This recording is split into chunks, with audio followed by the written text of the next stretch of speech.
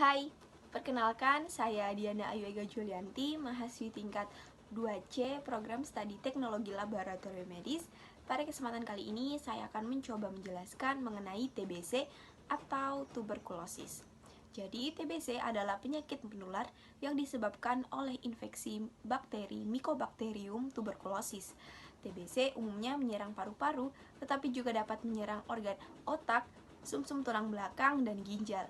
Penyakit ini dapat disembuhkan dan dapat dicegah asalkan penderitanya melakukan pengobatan dan terapi secara rutin.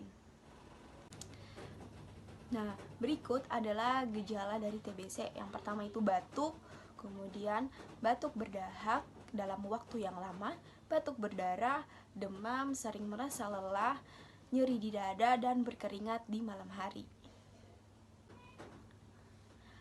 Untuk mendiagnosis TBC dapat dilakukan dengan dua cara, yaitu pemeriksaan fisik dan pemeriksaan laboratorium. Dalam pemeriksaan fisik itu terdapat beberapa parameter. Yang pertama, gejala sistemik, yaitu demam, penurunan berat badan, dan lemah badan. Kemudian berat badan, yaitu penurunan berat badan pada pasien TB yang telah berjalan lama. Pada tenggorokan dapat ditemukan suara yang serak. Kemudian paru-paru dapat ditemukan adanya rales, tanda-tanda konsolidasi atau penemuan lain yang sejalan dengan efusi pleura. Kemudian adalah kelenjar getah bening, yaitu kelenjarnya dapat teraba atau terasa. Kemudian jantung, takikardi, peningkatan tekanan vena dan bunyi friction rub. Neurologis, yaitu nyeri kepala dan kejang. Abdomen, asites intraabdomen, hepatosplenomegali, dan muskuloskeletal, yaitu pembengkakan sendi, pembentukan gibus yang nyeri. Sedangkan untuk pemeriksaan laboratorium ada 4. Yang pertama tes kulit atau Mantoux test, yang kedua IGRA, yang ketiga pemeriksaan BTA, dan yang terakhir ada ronsen toraks TB paru. Kemudian untuk panduan pengobatan TBC dewasa di Indonesia itu terdapat 3 kategori. Kategori yang pertama yaitu 2-HRZE atau 4H3R3. Artinya selama 2 bulan pertama mengonsumsi isoniazid, rifampicin, pyrazinamide, dan etambutol setiap hari.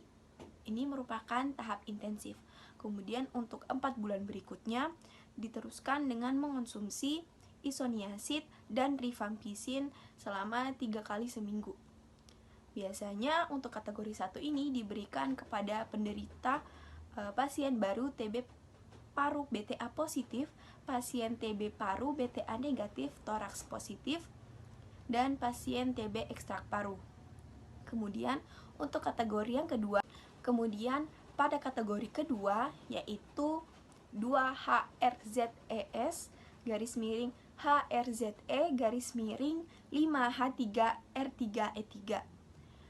Artinya selama 2 bulan pertama mengonsumsi isoniazid, rifampicin, pyrazinamide, etambutol, dan streptomycin.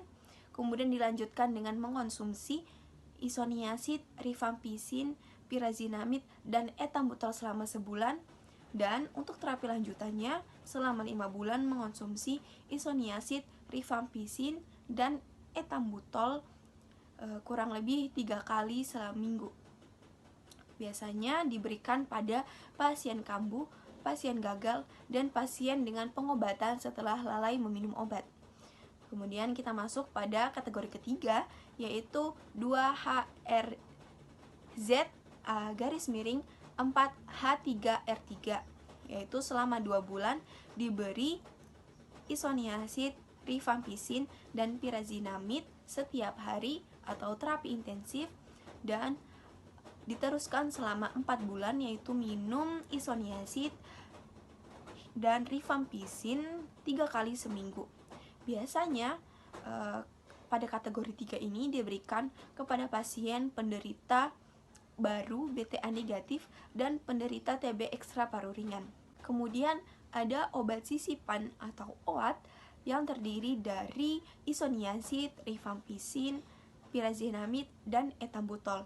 Obat ini diberikan bila akhir pengobatan tahap intensif menunjukkan hasil pemeriksaan dahak masih BTA positif diberikan obat sisipan setiap hari selama 1 bulan.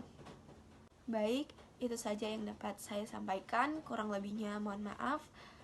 Semoga bermanfaat untuk kita semua.